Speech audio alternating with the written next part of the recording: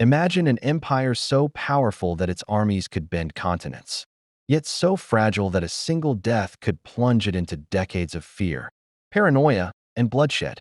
The Roman Empire in the 1st century AD looked invincible from the outside, but inside, it was cracking, and the first fracture, the one that would eventually unleash tyrants like Caligula and Nero, began with a man Rome adored more than any living soul, Germanicus Julius Caesar. Before we go deeper, if you love powerful historical stories like this, make sure to subscribe so you never miss a documentary from this channel. And hit the like button to help more people discover Rome's darkest secrets. Germanicus was everything Rome wanted in a future emperor: charming, brilliant, and heroic. He was the adopted son of Emperor Tiberius and the biological grandson of the legendary Mark Antony and Octavia, sister to Augustus himself. His bloodline alone radiated legitimacy. But it wasn't just his lineage that stirred the crowds, it was his humanity. Germanicus had what Tiberius lacked: the love of the Roman people.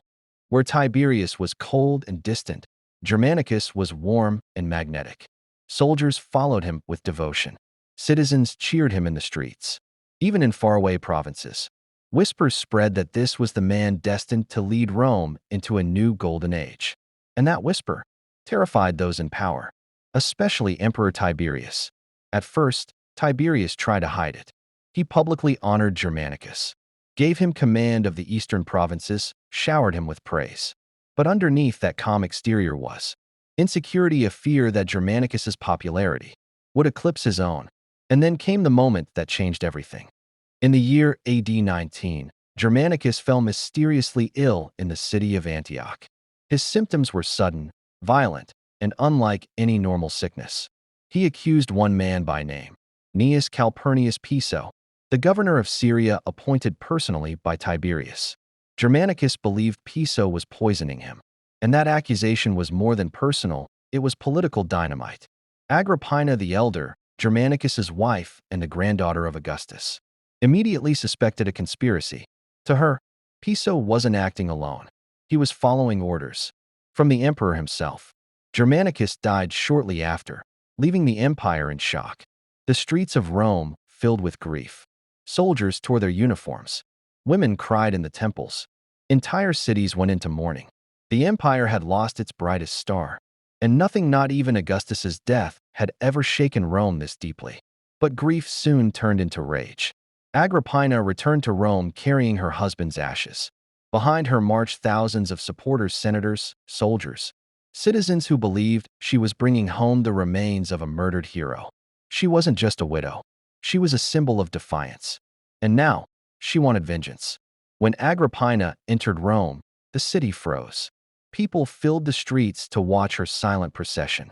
No words, no speeches, just the image of a grieving mother, her children beside her, and the ashes of a man who should have been emperor. Tiberius saw everything. This was more than mourning. It was a political threat.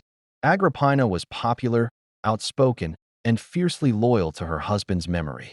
She publicly accused Piso of murder. And although she never spoke the words aloud, everyone understood the hidden accusation. Tiberius had ordered the killing. The trial of Piso became the most explosive courtroom spectacle in Roman history. Piso defended himself desperately, arguing he was loyal to Tiberius, that he was being framed. But evidence mounted accusations of tampering with Germanicus's food, strange objects linked to dark magic found in his home, testimonies from soldiers and servants. Piso realized he would lose. Before the verdict could be announced, he was found dead, allegedly by suicide. But in Rome, where knives and whispers were equally dangerous, no one believed the official story. Piso was dead, but the feud was only beginning. Agrippina turned her fury toward Tiberius.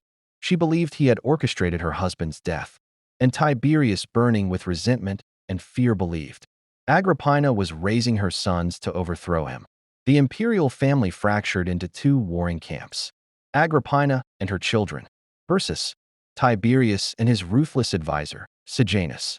This wasn't just a family dispute. It was a cold war over the future of Rome.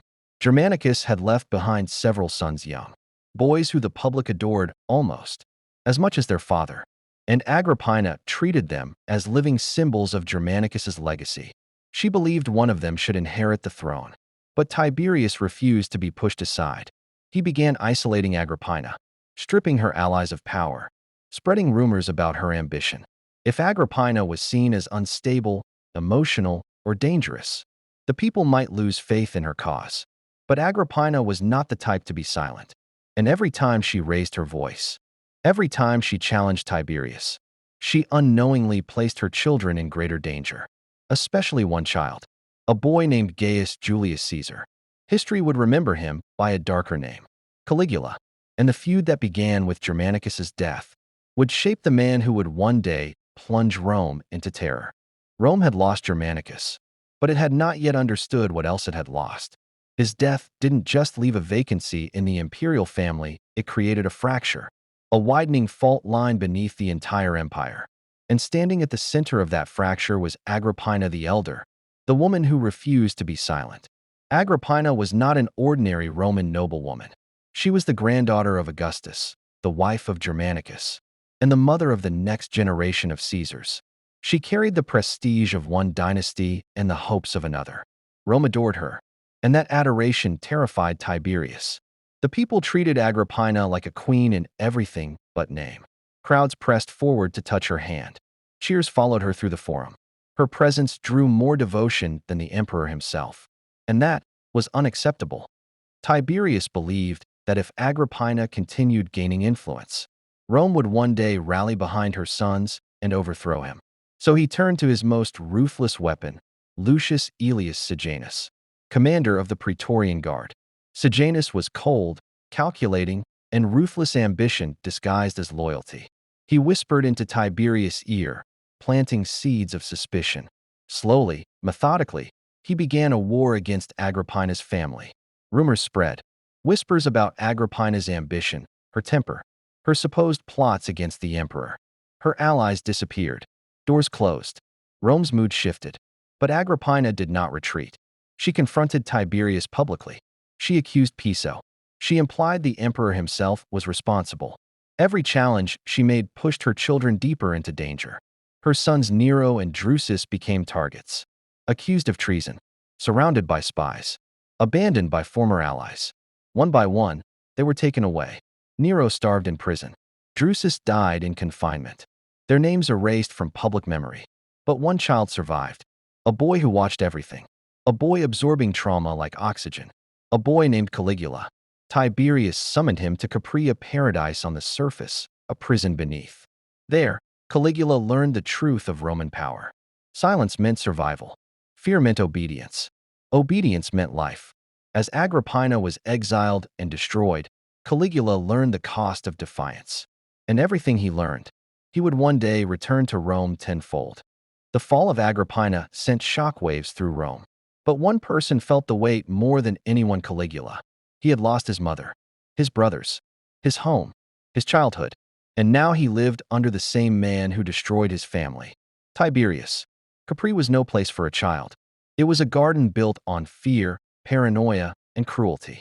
Rumors of torture, nighttime executions, disappearing servants.